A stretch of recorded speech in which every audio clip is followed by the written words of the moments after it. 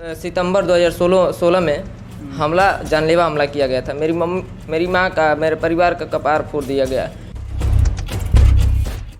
UP के देवरिया में हुए नरसंहार ने पूरे देश में हड़कंप मचा दिया था। पूरे मामले की जांच के बाद पुलिस ने अब तक कई लोगों को गिरफ्तार करके जेल भेज दिया है, लेकिन सत्यप्रकाश का बेटा देवेश, जो इस घटना के दौरान बलिया में था, उसने अब बहुत बड़ा खुलासा कर दिया है। प्रेमचंद यादव की दबंगई की पूरी कहानी एक एक पन्ने खोलकर रख दिए हैं। देवेश के मुताबिक जब से सत्यप्रकाश के भाई और उसके चाचा ज्ञान प्रकाश उर्फ साधु दुबे ने अपनी जमीन प्रेमचंद यादव को बिना पैसे के दी थी, तब से ही उसकी नजर सत्यप्रकाश दुबे की जमीन पर भी थी। राजनीति में आने के बाद वो बड़े बड़ों से टकरा जाता था, उसका रसूख बढ़ रहा था। उसने कई बार सत्यप्रकाश दुबे की जमीन पर कब्जा करने की कोशिश की। 6 लोगों के हत्याकांड की जड़ साधु दुबे पूर्व जिला पंचायत सदस्य दबंग प्रेमचंद यादव के कब्जे में ही रहता था। सत्यप्रकाश दुबे ने जब जमीन पर आपत्ति दाखिल की तो प्रेमचंद यादव और उसके साथियों का पारा हाई हो गया और प्रेमचंद यादव अपनी दबंगई दिखाते हुए सत्यप्रकाश दुबे पर कई बार हमला करने की कोशिश भी की। साल 2016 में उसने हमला किया और पूरे परिवार का सिर फोड़ दिया था। बेटे के मुताबिक सत्यप्रकाश दुबे और उसकी मां यानी माता पिता के खोपड़ी फूट चुकी थी, जिसकी शिकायत उन्होंने थाने में की थी, लेकिन तत्कालीन सरकार के राज में जब उसका दबदबा चला करता था तब सिर्फ एनसीआर दर्ज हुई थी और मामला रफा दफा कर दिया गया था। समाजवादी पार्टी की सरकार में हमारे जब चाचा जी को 2014 में ज़मीन लिखवा लिया गया, काफ़ी हम लोग पीड़ित थे। हर बार रामायण पाल द्वारा हम लोगों के जैसे सितंबर 2016 में जानलेवा हमला किया गया था। मेरी माँ का, मेरे परिवार का कपार फोड़ दिया गया। मृतक जानकर हम लोगों को छोड़ा गया। उसी समय देखिए जिस दिन हमला कराया गया,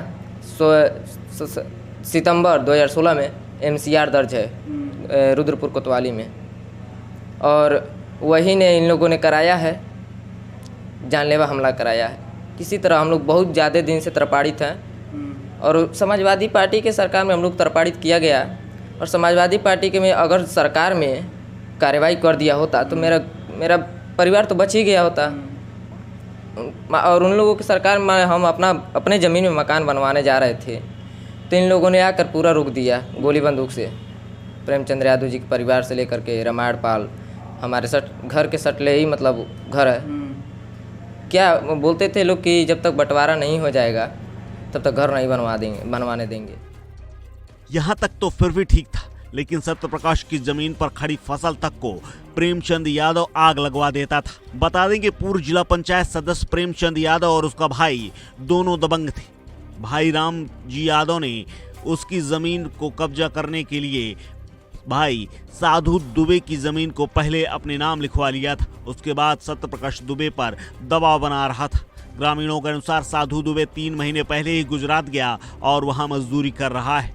वो कब लौटेगा कोई नहीं जानता, लेकिन पुलिसकर्मियों ने जब उसे इस पूरी घटना की जानकारी दी और उसको स्पष्ट निर्देश दिए कि वो अपना मोबाइल नंबर बंद नहीं करेगा और न ही कहीं भागेगा, तब से वो अब तक गांव नहीं लौटा है। लेकिन देवेश ने जो कहानी दबंग प्रेमचंद यादव की सुनाई है, उसको बताने का दुस्साहस किया है, वो काफ़ी चौंकाने वाला है, क्योंकि प्रेमचंद यादव कई बार पहले भी दबंगई दिखा चुका था और उस दिन सुबह भी दबंगई दिखाने ही आया था। देवेश दुबे का दावा है कि आखिर घर से 2 किलोमीटर दूर प्रेमचंद यादव का घर है, तो उनके घर के आसपास वो क्यों आया था, यह अपने आप में बड़ा सवाल है।